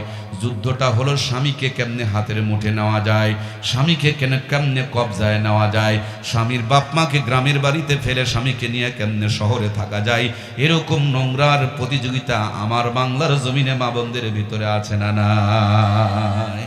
একটা ভালো বংশের মেয়ে কখনো তার স্বামীকে এইভাবে কেড়ে নিয়ে যেতে পারে না। সে চিন্তা করবে আমার স্বামীকে পেটে রেখেছিল কে, দুধ পান করিয়েছেন কে, আমার স্বামীকে লালন পালন করেছেন কে, এই বাড়ি গাড়ি দিয়ে এত বড় করে তুলেছেন কে, যারা আমার স্বামীর পিছনে 40 বছর মেহনত করেছে, আমার এখনো 40 দিন হয় নাই, আমি আমার স্বামীকে কেড়ে নিতে পারি না। আমি যদি আমার স্বামীকে কেড়ে নিয়ে যাই, আমার সন্তানগুলোকেও আমার বুক থেকে কেড়ে নেওয়ার জন্য অন্য কাউকে আল্লাহ তৈরি করবে। কথা বলেন ঠিক কিনা? এই জন্য নবীজি বলেছেন বংশ দেখে বিয়ে করো। 3 নম্বর আল্লাহর হাবিব বলেছেন সম্পদ দেখে, টাকা দেখে, মাল দেখে বিয়ে করো। তাই বলে হুমরি খেও না, কুফু দেখে বিয়ে করো। মোটার চিকন দড়িতে গিরা দিলে গিরা কিন্তু আটকিবে না, ফসকে চলে যাবে।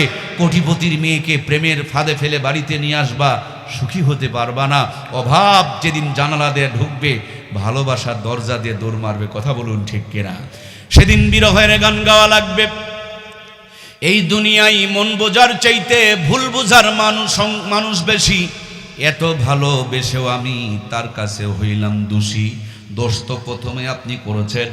কোটিপতির মেয়েকে যদি বিয়ে করেন, আপনি বিয়ে করতে পারেন, জামাইয়ের মর্যাদা পাবেন না, সারা জীবন গোলাম হয়ে ওই পরিবারে থাকা লাগবে। কথা বলুন ঠিক কিনা?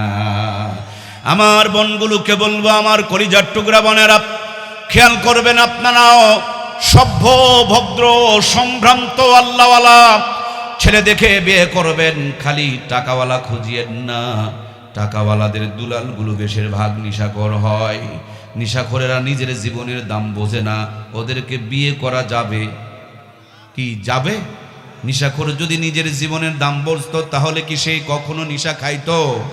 আমার প্রাণপ্রিয় মায়েরা, এই জন্য খুব খেয়াল করতে হবে। সম্পদের প্রতি নবীজি খেয়াল করতে বলেছেন। তাই বলে কোটিপতির সন্তানকে প্রেমের ফাঁদে ফেলিও না। ওই বাড়িতে বউ হইতে পারবা, কিন্তু বিবির মর্যাদা পাবা না। কাজের মেয়ের মতন গোটা জীবন কেটে যাবে। কথা বলুন ঠিক কিনা? কোটিপতির ঘরে গিয়ে চাকরানি হয়ে থাকার চাইতে সমপরিবারে ঘরে গিয়া রাজরানী হয়ে থাকার মর্যাদা অনেক বেশি। ঠিক কিনা? এই জন্য নবীজি বলেছেন বংশ দেখে বিয়ে করো, সম্পদ দেখে বিয়ে করো। আল্লাহর হাবিব বলেছেন ফাজফার বিজাতির দিন, সবচেয়ে বেশি দিনের প্রতি খেয়াল রাখো। কিছুই নাই, ভিতরের দিন আছে। দিনদারটাকে ঘরে নিয়ে যাও, তোমার ঘরটাকে আল্লাহ জান্নাতের টুকরা বানায়া দিবে। সব আছে, ভিতরের দিন নাই, ওইটাকে ঘরে নিয়ে যাও না রে ভাই, তোমার পুরা জীবন কয়লা বানায়া দিবে। কথা বলেন ঠিক কিনা? আল্লাহ নবী বলেছেন দুনিয়ার সব নিয়ামত, সবচেয়ে বড় উত্তম নিয়ামত হলো নেককার বিবি। যার কিছুই নাই, ঘরে একটা নেককার বউ আছে, দেখবেন বাড়িতে ঢুকলেই তার জান্নাতের আলো বাতাস চালু হয়ে গেছে। আর যার সব আছে, ঘরে একটা কটকটি আছে, দিনদার বউ নাই, ও বাড়িতে ঢোকে নাই, মনে হয় জাহান্নামে ঢোকে। কথা বলুন ঠিক কিনা? এই জন্য দিনের প্রতি আল্লাহর হাবিব খেয়াল করতে বলেছেন। যার ভিতরে দিন আছে এটা হবে বৌমা, আর যার ভিতরে দিন নাই ওগুলো হবে বোমা। ও আজ বোঝা যাচ্ছে না রে ভাই? বৌমা আর বোমা এক জিনিস না দুই জিনিস? আপনারা না বুঝলেও পর্দার আড়ালে যে সমস্ত খালাম্মা, চাচি আম্মা আছে, ওরা আঙ্গুলে এখন গুনতে শুরু করে দিয়েছে, হুজুর আমার ছেলের 4টা বউ, 3টা বোমা, 1টা বৌমা। কি বুঝতে পারছেন আপনারা? বৌমা আর বোমা আকাশ জমিনের পার্থক্য। বৌমা ছেলের বউ, বোমা সব সারখার করে দেয়। বাংলাদেশে কি এক নোংরা প্রতিযোগিতা শুরু হয়ে গিয়েছে। আমাদের বোনগুলো বিয়ে হয়ে যাওয়ার পর থাকে শ্বশুর বাড়িতে আর সব সময় চিন্তা করে বাবার বাড়ির, ওর মায়ে খেলো কিনা, বাবায় ডাক্তারের কাছে গেল কিনা, ভাইয়ে বাজার করলো কিনা। ওর বাপ মার চিন্তা করতে করতে মাথার চুল পাকায়া দেয়, এক তরকারিতে 3 বার করে লবণ দেয়। কিরে ভাই, কথা বুঝতে পারছেন না? এখন তো মোবাইল ফোন চালু হয়ে গিয়েছে। ওর মা যেন ভাত পায়, ওর বাবার যেন ঔষধ পায়, কিন্তু স্বামীর বাপ মা গড়াগড়ি করতেছে, ওইদিকে কোনো নজর। কথা বললেন না কেন? আমি কি ভুল কইলাম নাকি? আপনার বাপ মা ভাত পায় আর স্বামীর বাপ মার ভাত পাওয়ার অধিকার নাই? বলেন আছে না নাই? আমার বাংলাদেশে 90% বোনগুলো নিজের বাপ মার চিন্তায় চুল পাকায় দেয়, স্বামীর বাপ মার কোনো খোঁজ খবর নিতে রাজি। আমি আমার বোনগুলোকে বলবো, কলিজার টুকরা বোন, সত্যিকারে যদি বাপ মাকে ভালো রাখতে চাও তাহলে স্বামীর বাবা মার সেবা যত্ন বাড়ায় দাও। রিমোটে চাপ দিলে যেমন চ্যানেল পরিবর্তন হয়, মোবাইলে টিপ দিলে যেমন এক জায়গা থেকে আরেক জায়গায় কল চলে যায়, স্বামীর বাপ মার সেবা যত্ন বাড়িয়ে দিলে তোমার বাপ মার উপরে রহমত আর বরকত আমার আল্লাহ নাজিল করে দেয়। সুবহানাল্লাহ। স্বামীর বাপ মাকে জ্বালাবা, তোমার বাপ মার উপরে আযাব গজব নাজিল করবেন কে? স্বামীর বাপ মাকে জ্বালাবা, তোমার বাপ মার কবরকে আল্লাহ জাহান্নাম বানিয়ে ছাড়বে। কেমন মেয়ে দুনিয়াতে রেখে এসেছো, দেখো তার স্বামীর বাপ মাকে কেমনে জ্বালাইতেছে। কবরের ফেরেশতারা গুতান বসান বাড়ায় দিবে। কথা বলেন ঠিক কিনা? পর্দার আড়ালে ভাবি যারা আছে, এরা তো আগামীকাল সংগ্রাম শুরু করবে যে এই হুজুর কোথা থেকে আসলো। আমরা যে বৌমা নয়, আমরা যে বোমা, এটা হুজুর বলার কে দায়িত্ব দিল?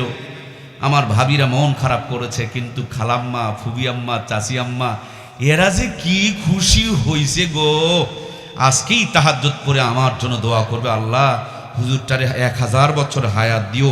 আসল কথা কইছে, দুইজনা দুই দিক থেকে দোয়া করছে। কিন্তু আমি আমার খালাম্মা, চাচি আম্মাদেরকে বলবো, আমার ওয়াজ আপনাদের জন্য নয়। আমার বোনগুলো যদি এই ভুলটা বুঝে তওবা করে, আল্লাহ মুহূর্তের মধ্যে গুনাহগুলো মাফ করে তাকে জান্নাতি বানিয়ে দিবেন। সুবহানাল্লাহ। এখন কিন্তু খালাম্মারা মন খারাপ করবে যে হুজুর আপনার ভাবিদের ভুল ধরায়া দিলেন, ওরা তো তওবা করে জান্নাত পেয়ে যাবে, কিন্তু আমরা খালা চাচিরা যে কিছু ভুল করি, আমাদের ভুলগুলো তো ধরায়া দিলেন না। এজন্য খালা চাচিদের জন্য কিছু বলবো কি? মন খারাপ করবেন না তো? আবার দেখবেন মেয়েকে নিয়ে জামাই যদি কক্সবাজার ঘুরতে যায়, গোটা এলাকায় খালাম্মা মাহিকিন করে বেড়ায়। এর চাইতে ভালো জামাই দুনিয়াতে কেউ। পরের দিন যদি ছেলে দুলা ভাইয়ের দেখা দেখি তার বউকে নিয়ে ঘুরতে যায়, এই দিন দেখবেন খালার মুখ কচু হয়ে যায়। কথা বুঝতে পারেন নাই মনে হয়। ওনার মেয়েকে নিয়ে ঘুরতে গেলে জামাই ভালো, আর ছেলে যদি বউকে নিয়ে ঘুরতে যায়, এর চাইতে খারাপ চ্যাংরা আর দুনিয়াত কেউ। একই মানুষের দুই রকম বিচার, এটাকেই বলে মুনাফিকি। কথা বলেন ঠিক কিনা? তাহাজ্জুদ পড়ে দোয়া করছে, আল্লাহ আমার জামাইকে জান্নাত পার করে দাও। ছেলের নাম উচ্চারণ করছে না। দুইজনের অপরাধ কিন্তু একটা, জামাইও বউয়ের কথা শোনে, ছেলেও বউয়ের কথা শোনে। একটা নিজের মেয়ে তার জন্য জান্নাত পার করে দেয়, আর একটা পরার বেটি তার জন্য ওই ভালো থাকাটাও সহ্য করতে পারে না। এরকম শাশুড়ি নামে দাজ্জাল আছে না নাই? দেখবেন নিজের মেয়ে থাল গ্লাস সব ভেঙে ফেলে দিয়েছে, কিচ্ছু হয় না। বৌমার হাত থেকে যদি একটা গ্লাস পড়ে ভেঙে যায়, বাড়িতে ভূমিকম্প কায়েম করে দেয়। এরকম আছে না নাই? খালি মোড়ে দেখেন গুতান বসান কারে কয়। ওয়াজ বুঝতে পারছেন কি? এগুলোকে ওয়াজ বলে না বাবা, এর নাম হলো ওয়াশ। পরিবারে শান্তি পেতে চান তাহলে এই পরিবারে এই বিষয়গুলোকে নিয়ে আলোচনা করেন। আল্লাহ তাআলা আমাদের মা বোনগুলোকে হেদায়েত দান করুক, আমরা পড়ি আমিন। বিয়ের পর মেয়েগুলো বাবার বাড়িতে যায়, মায়ের গলা ধরে কাঁদে আর বলে, ও মা তোমার জামাই আমার কথা শোনে না মা, আমাকে একটা ভালো কবিরাজের বাড়িতে নিয়ে চলো না মা, আমাকে একটা তাবিজ করে দেও না মা। দেখবেন মা বেটি খালি কবিরাজের বাড়ি বাড়ি ঘুরে বেড়ায়, আছে না নাই? বালিশের নিচে তাবিজ, আগনার তাবিজ, দরজার তাবিজ। ওইদিকে খালাম্মাও ঘুরতেছে। একটাই মাত্র ছেলে, যেখান থেকে আসতো মা মা বলে ডাকতো, এই ডাকনি, এই কাল্লাগ্নি, এই দাজ্জাল বউটা বাড়িতে আসার পর আমার ঘরে ঢুকতে দেয় না, একবারও আমাকে ডাকে না। এখন চাচির কাছে যায়, খালার কাছে যায়, বলে আমাকে একটা ভালো কবিরাজের সন্ধান দাও। একদিকে মা ঘরে, আর একদিকে বউ ঘরে, দুইজনায় দুই জায়গাতে তাবিজ বোঝে। দুই দিন থেকে টানাটানি করতে গিয়া প্রায় 30 থেকে 35% যুবকের মাথার তার ছিঁড়া। হাইরে আল্লাহ, ওয়াজ বুঝতে পারছেন না আপনারা? এর চাইতে চরম বাস্তব পৃথিবীতে খুঁজে পাবেন না। যারা বিয়ে করে না ওই যুবকগুলো চলে যাচ্ছে, কিন্তু তোমরা সামনে বুঝতে পারবা। বৌমা যদি কপালে জোটে তাইলে তো ভালো, আর বৌমা যদি কপালে জোটে জীবন সারখার হয়ে যাবে। আল্লাহ আমাদের সবার ঘরে বৌমা দান করুক, আমরা পড়ি আমিন। বৌমা পেতে হলে 4খানা গুণ দেখে বিয়ে করতে হবে। মালিহা, জামালিহা, দিনিহা, নাসাবিহা, ফাজফার বিজাতি দিন। সবচাইতে বেশি দিনের প্রতি খেয়াল রাখতে হবে।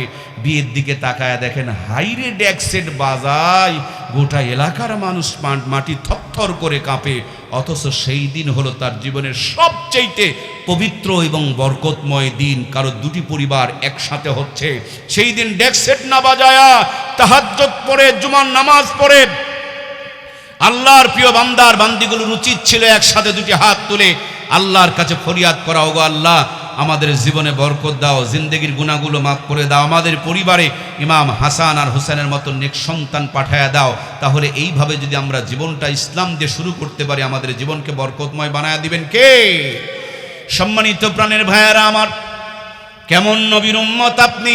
প্রত্যেকটা কাজ আপনাকে, আমাকে, আপনার আমার নবী শিখিয়ে দিয়েছেন। আল্লাহর হাবিব যেমনি বলেছেন, বাথরুমে কেমনে যাবেন, মসজিদে কেমনে যাবেন, বাজারে কখন যাবেন, বাজারে গিয়ে কোন দোয়া পড়বেন, তেমনি ভাবে আল্লাহর নবী শিখিয়ে দিয়েছেন বিয়ে কখন করবেন, কয়টা গুণ দেখে বিয়ে করবেন, কাকে বিয়ে করবেন, কোন বয়সে বিয়ে করবেন, আবার বিয়ের পর আপনার বিবির সাথে কখন মিলামিশা করবেন সেটাও পর্যন্ত নবীজি জানিয়ে দিয়েছেন। রাতের গভীরে জড়িয়ে ধরবেন বিবিরে আর ভালোবাসা শুরু করবেন, ইসলাম এমনটা বলে না। অজু ইস্তেঞ্জা সেরে নাও, সুগন্ধি ব্যবহার করে নাও। হালাল বিবির সঙ্গে যখন মিলিত হতে যাবা তখনও সুন্নত তরিকার দোয়াটা পড়ে নাও, আল্লাহুম্মা জান্নিবনা শাইতানা। বাকিটুকু বলবো না, সব শিখতে হবে, নইলে ভালো সন্তান পাওয়া যাবে। এখানে যতগুলো মানুষ বসা, যদি বলা হয় বিয়ে করেছেন কতজন, অনেকে হাত তুলবে। যদি বলেন সন্তান আছে কয়জনের, সবাই হাত তুলবে। যদি বলা হয় সন্তান তো জন্ম দিয়েছেন, সন্তান জন্ম দেওয়ার দোয়াটা কি জানেন, তখন আবার অনেকেই বলবে হুজুর ওই সময় কি দোয়া পড়া যায়? কেন দোয়া পড়া যাবে না? নামাজ পড়া যেমন ইবাদত, হালাল বিবির সঙ্গে মিলামিশা করাটাও ইবাদত বানিয়ে দিয়েছেন কে? মিলামিশার শেষে কাত হয়ে বিছানায় পড়ে থাকবেন। ইসলাম এমনটি বলে না। যত দ্রুত পারেন পবিত্রতা অর্জন করেন। পবিত্রতা যখন অর্জন করবেন তখনও নিয়ম আছে, আমরা সব জানি, কিন্তু গোসলের ফরজ জানি না। কখনো কখনো বলে 6টা, কখনো আবার বলে 9টা। যদি বলেন গোসলের নিয়ত কি, মাঝে মাঝে বলে নওয়াইতুন গোসলা, সাবান দিয়া কসলা। এই যদি হয় মুসলমানের অবস্থা, কসলা যদি গায়ের চামড়া তুলে ফেলে দেয়, আর গোসলের 3টা ফরজিয়ত যদি আদায় না হয়, আল্লাহর বান্দার চামড়া উঠে যাবে কিন্তু পবিত্র হতে পারবে না। আর পবিত্র না হলে নামাজ কি কবুল হবে? বাড়িতে সব থাকবে, পবিত্রতা না থাকলে বরকত থাকবে না।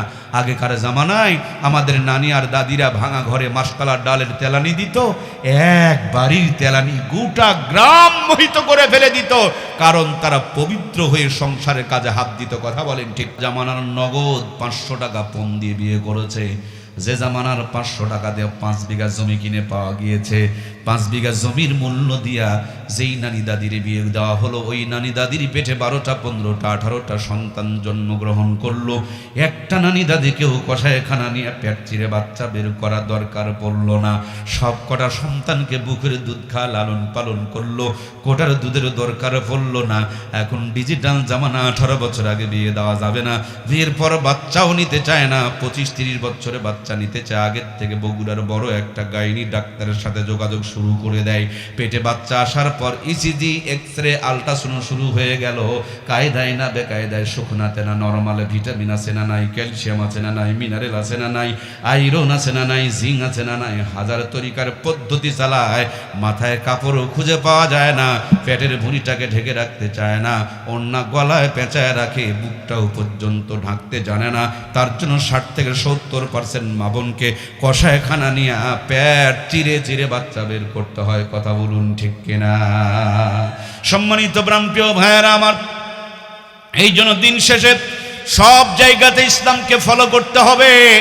হালাল বিবির সঙ্গে মিলামিশার পর যখন আপনি গোসল করবেন, 3টা ফরজিয়তের দিকে খেয়াল করবেন। ভালোভাবে কুলি করা, নাকের নরম জায়গা পর্যন্ত পানি পৌঁছানো, সমস্ত শরীর সুন্দর করে ধৌত করা। বিবির পেটে যখন সন্তান আসবে, বিবিকে তাহাজ্জুদের নামাজ অভ্যস্ত করাবেন। বিবির জন্য শামায়েলে তিরমিজি নামক নবীজির একটা হাদিসের কিতাব আছে, কিতাবটাকে কিনে নিয়ে এসে দেবেন। সেখানে নবীজির ভুরুটা কেমন ছিল, নবীজির নাকটা কেমন ছিল, নবীজির ঠোঁটগুলো কেমন ছিল, সবগুলো পরিষ্কার করে লেখা আছে। আপনার বিবি হাদিস পড়বে আর মনের মধ্যে স্বপ্ন দেখবে, যায় নামাজে বসে আল্লাহর কাছে প্রার্থনা করবে, নবীর চরিত্রওয়ালা সন্তান আপনার আমার ঘরের মধ্যে দান করবেন কে? আমরা মোবাইল টিপতে টিপতে বিবির সঙ্গে মিলামিশা করি, নাস্তিকদের দেখে দেখে বিবির সাথে মিলামিশা করি, অপবিত্র হয়ে পড়ে থাকি। আবার আমার বিবির পেটে যখন সন্তান আসে, কাজ কাম করা যাবে না, কটকটির সিরিয়াল মেনটেন করা শুরু হয়ে যায়। কথা বলেন ঠিক কিনা? সম্মানিত প্রাণপ্রিয় ভাইয়েরা আমার, পেটের থেকে জন্ম নেওয়ার পর এই সন্তানটার ডান কানে আজান দাও, বাম কানে একামত দাও। কারণ এটা ইসলামের 1 নম্বর ডোজ, সুন্নতের প্রথম ডোজ। সন্তানটা কেবল দুনিয়াতে এসেছে, ওকে আজান একামতের মাধ্যম দিয়ে রিসিভ করো। সকালবেলা কাঁচা পেঁয়াজ দিয়া পান্তা খাবেন, দুপুরে বিরিয়ানি খাবেন, বিকেলবেলা নাস্তা করবেন, সন্ধ্যাবেলা বড় করে যদি একটা ঢিকুর বের হয়, দেখবেন সকালের ওই পেঁয়াজের গন্ধটা মুখ থেকে ভিতর থেকে বের হয়। এই জন্য জীবনের শুরুতে দুনিয়াতে আসার পর আজানার একামতটা কানের মধ্যে ঢুকায়া দাও। মুসলমানের ঘরের সন্তান নাস্তিক, বেঈমান, মুরতাদ কোনোদিন হবে না। জোরে বলুন সুবহানাল্লাহ। বেশিরভাগ বাচ্চাগুলোকে হাসপাতালে নিয়ে সিজার করে বের করা হয়, ব্যস্ততার কারণে আজান একামত দেওয়ার সুযোগ হয় না। এজন্য আমাদের ঘরে নাস্তিক, বেঈমান, মুরতাদ পয়দা হচ্ছে। কথা বলেন ঠিক কিনা? অল্প কিছুদিন আগে একজন বেয়াদব বলল, ফজরে আজান যখন শুনি মনে হয় বেশ্যা তার খরিদ্দারকে ডাকতেছে। আমি চিন্তা করলাম, মানুষ এত বড় নোংরা কথা বলে কেমন করে? পরবর্তীতে ভেবে দেখলাম, পতিতালয়েও তো কিছু বাচ্চা জন্মগ্রহণ করে, ওদের জন্মের পর আজান একামত তো কানে ঢুকে নাই, ঢুকেছিল ওই খারাপ আওয়াজটা, ওটাই তার মেমোরিতে ঘুরতেছে, আর বুড়া বয়সে জবান দিয়ে বের হচ্ছে। কথা বলেন ঠিক কিনা? আর একজন বেয়াদব বলল, আমার কাছে আজানের চাইতে কাউয়ার আওয়াজ ভালো লাগে। আমি চিন্তা করলাম, এত আওয়াজ থাকতে কাউয়ার সাথে তুলনা করলো কেন? এখন বোঝা বড় সহজ। অবৈধ সন্তানগুলোকে পলিথিনে ঢুকায়া ডাস্টবিনের কিনারে ফেলে দিয়ে আসা হয়। সকালবেলা ওখানে কাক যায়, কা কা আওয়াজ করে, অন্য কোনো আওয়াজ তার কানে ঢোকে নাই। সবার প্রথম ওই কাউয়ার আওয়াজ কানে ঢুকেছে, ওটাই তার মেমোরিতে বাজতেছে, আর মুখ দিয়ে ওই শব্দগুলো বের হচ্ছে। এই জন্য জন্ম দিলেই শুধু হবে না, দায়িত্ব পালন করতে হবে। গরুর পেট থেকে জন্ম নিলে গরু হয়, ছাগলের পেট থেকে জন্ম নিলেই ছাগল হয়। মানুষের পেট থেকে জন্ম নিয়ে সবগুলো মানুষ হয় না, মানুষের পেট থেকে জন্ম নিয়ে মানুষও হয়। বেশিরভাগ বর্তমানে অমানুষ হচ্ছে। কথা বলেন ঠিক কিনা? এই জন্য মানুষ যেন অমানুষ না হয়, এই জন্য মানুষকে যিনি বানিয়েছেন, মানুষকে মানুষ বানানোর জন্য কোরআনুল কারীম তিনি নাজিল করেছেন। সুবহানাল্লাহ বলেন। সম্মানিত প্রাণের ভাইয়ের আমার, একটু গান লাগান। এই যে ছোট্ট মোবাইল ফোন, এই মোবাইলটা কেনার পর কানে লাগালেই কথা হবে না, এই মোবাইলে একটা সিম কার্ড তুলতে হবে। গ্রামীণের সিম কার্ড তুললে সব জায়গাতে গ্রামীণের নেটওয়ার্ক পাবে। সেম কায়দায় সন্তান জন্ম নিলেই হবে না, জন্ম দিলেই হবে না, একে নবীর সুন্নতের নেটওয়ার্কটা ধরায়া দিতে হবে। এর মেমোরির মধ্যে আল্লাহর কোরআন ঢুকিয়ে দিতে হবে, নবীর আদর্শ ঢুকায়া দিতে হবে। এটা যখন বড় হবে, ডাক্তার, মাস্টার, ইঞ্জিনিয়ার হবে, সব জায়গাতে কোরআনের নেটওয়ার্ক পাবে। আমল করতে করতে আল্লাহর জান্নাতের মেহমান হয়ে যাবে। এই জন্য বাবা মার 1 নম্বরের দায়িত্ব, জন্মের পর ডান কানে আজান দাও, বাম কানে একামত দাও। 2 নম্বরের দায়িত্ব হলো সুন্দর করে একটা সুন্নতি নাম রেখে দাও। লালটু বল্টু, কালটু মন্টু, ঝন্টু এগুলো মুসলমানের সন্তানের নাম হতে পারে না। মুসলমানের সন্তানের নাম হবে আব্দুল্লাহ, আব্দুর রহমান, ফাতেমা, আমেনা। কি আপনাদের কষ্ট হচ্ছে নাকি ভাই? আপনাদের কি কোনো কষ্ট হচ্ছে নাকি? আল্লাহু আকবার। এত দামি কথা যদি ছেড়ে চলে যায় তাহলে বুঝতে হবে কলিজায় জাং ধরে গেছে, মরিচা ধরে গেছে। এই জন্য ব্যাটারিতে ঘষা দিলেও দেখবেন কারেন্ট ফায়ার করে না। যাদের হৃদয়ে মরিচা পড়ে গিয়েছে, ভালো কথাগুলো তাদের কলিজায় ঢুকতেছে না। আমি নবীর উম্মত দাবি করব, নবীর সুন্নতগুলো আমার জানার দরকার আছে না নাই? 1 নম্বর, জন্মের পর ডান কানে আজান, বাম কানে একামত। 2 নম্বর, সুন্দর একটা সুন্নতি নাম রেখে দিতে হবে। কিয়ামতের দিন আল্লাহ রাব্বুল আলামিন মরিয়ম বলে ডাক মারবে, দুনিয়ার সমস্ত মরিয়মগুলো উঠে দাঁড়ায় যাবে। আল্লাহ বলবেন, আমি ঈসার মা মরিয়ম রে ডেকেছি, এতগুলো মরিয়ম দাঁড়িয়ে গেছো কেন? মরিয়মেরা বলবে, মালিক রে, দুনিয়াতে আপনার ডাক শুনতে পারি নাই, দুনিয়াতে আপনার হুকুম মানতে পারি নাই। আজকে যখন মরিয়ম বলে ডাক মেরেছ, মনে করেছে আমাকেই তুমি ডেকেছ, তার জন্য আমি ভয়ে কাঁপতে কাঁপতে দাঁড়িয়ে গিয়েছি। আল্লাহ বলবেন, ওয়াবতাগু মিন ফাদলিহি ওয়াসিলা, আমি জান্নাত দেওয়ার জন্য ওসিলা তালাশ করব। যাও, তোমার বাবা মা যখন নাম রেখেছিল, ঈসার মা মরিয়মের দিকে লক্ষ্য করেই তোমার নামটা লিখে দিয়েছিল। জিন্দেগির গুনাহগুলোকে বেঁধে রেখে নাজাতের ফয়সালা করে দিলাম। সুবহানাল্লাহ। এই জন্য প্রিয় ভাইয়েরা আমার, আল্লাহ তাআলার কাছে প্রিয় নাম হলো আব্দুল্লাহ, আল্লাহর কাছে প্রিয় নাম হলো আব্দুর রহমান। আপনি আপনার সন্তানের নাম আব্দুল্লাহ রাখবেন। বাবা আব্দুল্লাহ বলবে, মা আব্দুল্লাহ বলবে, দাদা বলবে, দাদি বলবে, নানা বলবে, সবাই যখন আব্দুল্লাহ বলবে, আব্দুল্লাহ মানে আল্লাহর গোলাম, আল্লাহর বান্দা। বারবার সবাই আব্দুল্লাহ বলে তাকে সম্বোধন করার কারণে এক সময় আল্লাহ তাকে আল্লাহর গোলাম বানায়া দিবে। এই জন্য নামেরও একটা প্রভাব আছে। নামটা যেন অর্থবোধক হয়, নবীদের মতন হয়, সাহাবীদের নামের সাথে মিল করে হয়। আমরা এই নামগুলোকে খেয়াল করে রাখবো। এটা 2 নম্বরে সুন্নতের ডোজ। 3 নম্বরে আপনার সন্তানটা ছেলে যদি হয় 1 সপ্তাহের ভিতরে 2টা ছাগল অথবা বকরি দিয়ে আকিকা করে নেবেন। আর যদি মেয়ে হয় 1টা দিবেন। যদি সমর্থ না থাকে, আপনার দিতে না পারলেও চলবে। আর অবস্থা যদি একটু ভালো হয়, মাথার চুলগুলো কেটে ওই চুল পরিমাণ স্বর্ণ অথবা রূপো সদকা করে দিবেন। যদি মাঝারি কোয়ালিটির হন তাহলে রূপা দিবেন, আর হাই কোয়ালিটির যদি হন স্বর্ণ ওই পরিমাণ সদকা করে দিবেন। আপনার আমার সন্তানের জীবনকে বরকতময়, নিরাপদ বানিয়ে দিবেন কে? সম্মানিত প্রাণের ভাইয়ারা আমার, এরপর আপনার সন্তান বড় হবে। নবীজির জামানায় সাহাবায়ে কিরাম রাদিয়াল্লাহু তাআলা আনহুদের সন্তান যখন ভূমিষ্ঠ হতো, আল্লাহর হাবিবের কাছে নিয়ে যাওয়া হতো। রহমাতুল লিল আলামিন জান্নাতি জবান দিয়া আজওয়া খেজুরকে চাবায়া চাবায়া নরম করে করে বাচ্চাদের মুখের মধ্যে উঠায়া দিত। আজকে নবী নাই, নবীর উত্তরসূরি উলামায়ে কিরাম রয়েছেন, এদের পিছনে লেগে থাকবেন না, সকলকে অপমান করবেন না, সব আলেমদেরকে এক পাল্লায় তুলবেন না, আলেমদেরকে খোঁচা মারবেন না। এরা নাইবে নবী, নবীদের উত্তরসূরি। এরা যদি আপনার আমার বাবা মার বিয়ে না পড়াইতো, আপনি আমি হারামজাদা হয়ে যেতাম। এক্ষুনি যদি মরে যায়, যেই হুজুরের পিছনে খোঁচা মারতেছেন, ওই হুজুরই কিন্তু গিয়ে আপনারা জানাজার নামাজ পড়াবে, আপনাকে কবরে নামাবে। সুতরাং কোনো ভালো মানুষ আলেমদের বিরোধিতা করতে পারে না, ঠিক কিনা? প্রাণপ্রিয় ভাইয়েরা আমার, আল্লাহর হাবিব সাল্লাল্লাহু আলাইহি ওয়াসাল্লাম আজওয়া খেজুর চাবায়া চাবায়া নরম করে বাচ্চাদের মুখের মধ্যে উঠায়া দিতেন। আজকে নবী নাই, নবীর উত্তরসূরি বড় একজন আলেমের কাছে আপনি আপনারা সন্তানকে নিয়ে যান, যারা জিকির করে, কোরআন তেলাওয়াত করে, দরুদ শরীফ পড়ে, বেশি বেশি করে আল্লাহকে স্মরণ করে, চগলখড়ি করে না, মিথ্যা কথা বলে না, হারাম খায় না, এরকম একজন বুজুর্গ আল্লাহওয়ালা দিয়া আপনার আমার সন্তানের জবানটারে যদি উদ্বোধন করায় নিতে পারি, জীবন চলে যাবে। ওই জবান দিয়া কোনোদিন নাস্তিক, বেঈমান, মুরতাদের মতন কথা বের হবে না। জোরে বলুন সুবহানাল্লাহ। তারপরে আপনার বাচ্চাটা যখন বড়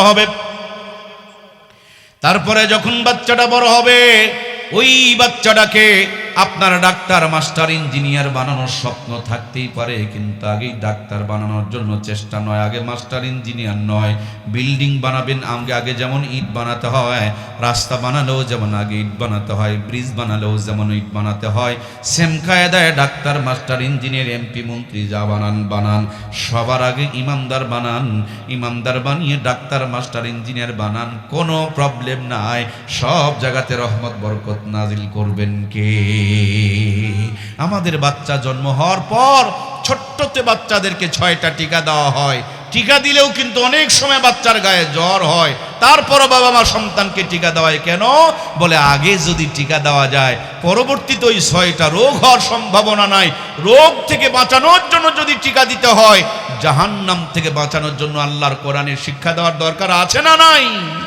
ইট যেমন ইটের ভাটায় বানায়, ইমানদার তেমনি কোরআনের ফারমায় মাদ্রাসা মসজিদগুলোতে কোরআন তেলাওয়াত করে বানানো হয়। একবার যদি ইমানদার বানানো যায়, এটাকে জাপানে পাঠান, জার্মানে পাঠান, আমেরিকায় পাঠান, কোনোদিন নষ্ট হবে না, বেঈমান মুরতাদ হবে না। বরঞ্চ বেঈমান মুরতাদগুলোকে দাওয়াত দেয়া ইমানদার বানায় ফেলে দিবে। আর যদি ইমানদার না বানাইতে পারেন, বানাবেন ডাক্তার হয়ে যাবে বাটপার, বানাবেন ইঞ্জিনিয়ার হয়ে যাবে রডচোর, বানাবেন মাস্টার হয়ে যাবে চিটার, বানাবেন এমপি মন্ত্রী হয়ে যাবে কম্বল চোর আর গম চোর। এই বাংলার জমিনে বর্তমানে বহু মানুষ আছে, কিন্তু ইমানদারের সংখ্যা কমে গিয়েছে প্রত্যেকটা জায়গায়। এই জন্য অশান্তি চালু হয়ে গেছে। কথা বলুন ঠিক কিনা? আমার প্রিয় ভাইয়েরা, রোগ থেকে বাঁচানোর জন্য যেমন আমাদেরকে টিকা দিতে হয়, জাহান্নাম থেকে বাঁচার জন্য তেমনি কোরআনের শিক্ষা দিতে হয়। এই ছোট্ট কথাটা কে কে বুঝেছি? দুটি হাত তুলে আমার আল্লাহকে দেখায়। লিল্লাহে তাকবীর। আল্লাহ আমাদের হাতগুলোকে কোরআনের পক্ষে কবুল করো। আমরা পড়ি আল্লাহুম্মা আমিন। সব জায়গাতে আমরা কোরআনের পক্ষে থাকবো ইনশাআল্লাহ। আগামী 12 তারিখেও কোরআনের পক্ষে মুসলমানের হাত থাকবে। সেখানে কি কোরআনের বিপক্ষে আমাদের হাত যেতে পারে? কারণ আমরা মুসলমান। সব জায়গাতে কোরআনের পক্ষে থাকবো। আল্লাহর নবী বলেছেন, আল কোরআনু হুজ্জাতুল্লাকা ওয়া আলাইকা। এই কোরআন হলো আপনার আমার জন্য দলিল। কোরআন কিয়ামতের দিন কথা বলবে, কোরআন কিয়ামতের দিন সুপারিশ করবে, কোরআন কিয়ামতের দিন সাক্ষী দিবে। আয় আল্লাহ, কোরআনের নূর দিয়ে আমাদের দুনিয়া আখিরাতকে আলোকিত বানিয়ে দাও। আমরা পড়ি আমিন। আমার প্রিয় ভাইরা, এটা এমন একটা কিতাব যেখানে যেমনি যেভাবে যতটুকু যার সাথে লেগেছে প্রত্যেকটা জিনিসের শান মান মর্যাদা মর্তবাকে আমার আল্লাহ তাআলা বাড়ায় দিয়েছে। আরো সাজিমি ছিল ফি লাউহি মাহফুজ, মর্যাদা বেড়ে গেল। ফেরেশতা নিয়ে আসলেন, মুআল্লিমুল মালাইকা, ফেরেশতার সর্দার হয়ে গেল। পাথরের পাহাড়ে নাজিল হলো, এটাকে আল্লাহ আলোর পাহাড় বানায় দিল। এই কোরআনুল কারীম রমজানে নাজিল হয়েছে, 11 মাসের আল্লাহ সেরা বানিয়ে দিয়েছে। এই কোরআনুল কারীম একটি মুবারক রাত্রে নাজিল হয়েছে। লাইলাতুল কদর খায়রুম মিন আলফি শাহর, 1000 মাসের চাইতে এক রাতের মর্যাদাকে আমার আল্লাহ বাড়ায় দিয়েছে। কোরআন নাজিলের একটা রাত ইবাদত করলে 83 বছর 4 মাসের চাইতে আমার আল্লাহ বেশি সওয়াব দান করবেন। সুবহানাল্লাহ। কোটি টাকার জমির দলিল রাস্তায় পড়ে থাকবে, মানুষে পা দিয়া চলে যাবে, কিন্তু কোরআনুল কারীমের আয়াত লেখা, একটা আয়াত লেখা যদি কাগজ রাস্তায় পড়ে থাকে, বলুন তো দেখি, কোরআনের আয়াত লেখা কাগজটার উপরে কি কোনো মুসলমান পা দিয়া যাইতে পারে? ছোট্ট একটা কাগজের টুকরায় আল্লাহর কোরআনের আয়াত লেখার কারণে ওই কাগজের টুকরাটার যদি দাম বেড়ে যায়, ওই কোরআন যদি আপনার সন্তানের মেমোরিতে ঢুকায়া দিতে পারেন, কলিজাতে সেট আপ করে দিতে পারেন, আপনার আমার সন্তানের জীবনটাকে দামি জীবন বানায়া দিবেন কে? আমরা আলু ভর্তায় স্বাদ খুঁজি, আমরা বেগুন ভর্তায় স্বাদ খুঁজি, আমরা মাছ আর গোস্ততে স্বাদ খুঁজি। জনাব, স্বাদ হলো জিহ্বায়। যেদিন পেট ভালো থাকে আলু ভর্তা দিয়ে 4 প্লেট ওঠে, যেদিন পেট ভালো থাকে না সেদিন বিরিয়ানিকেও সরায়া রাখে। কথা বলেন ঠিক কিনা? এই জন্য কোরআন তেলাওয়াত করবেন, সত্য কথা বলবেন, হালাল খাবেন, এই জিহ্বাতে জান্নাতি ফ্লেভার দান করে দিবেন কে?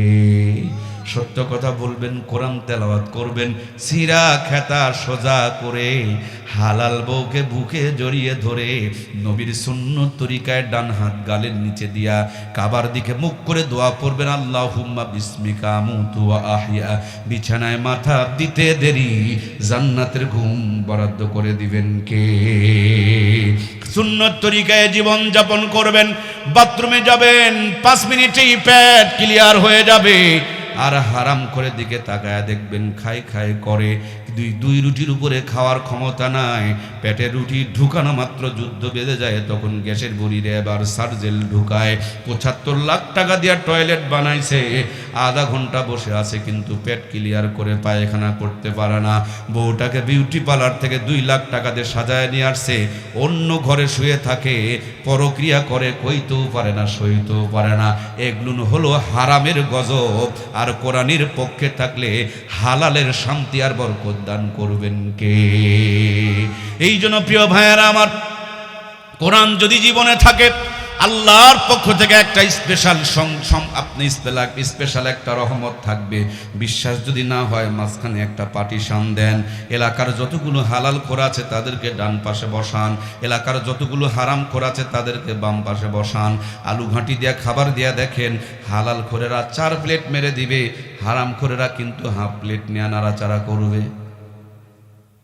কথা বললেন না ভাই?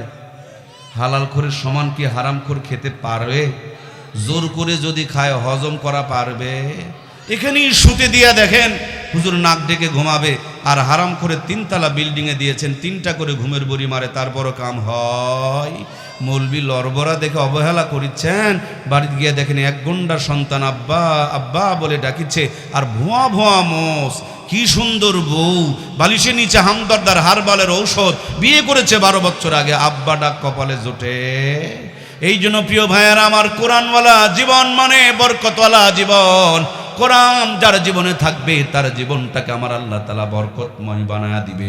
সুতরাং কোরআনুল কারীমওয়ালাদের জীবনটাকে আল্লাহ দুনিয়াতেই শুধু বরকতময় বানায় নাই, তারা যখন ইন্তেকাল করবেন, বিদায় করবেন, বিদায় নিয়ে চলে যাবেন, কবরে চলে যাবেন, কোরআনুল কারীম মাথার সামনে দাঁড়ায়া যাবে। কিয়ামত পর্যন্ত কবরে কোরআনুল কারীম দাঁড়ায়া দাঁড়ায়া জান্নাতের ঘুমটা তাকে পাড়ায়া দিবে।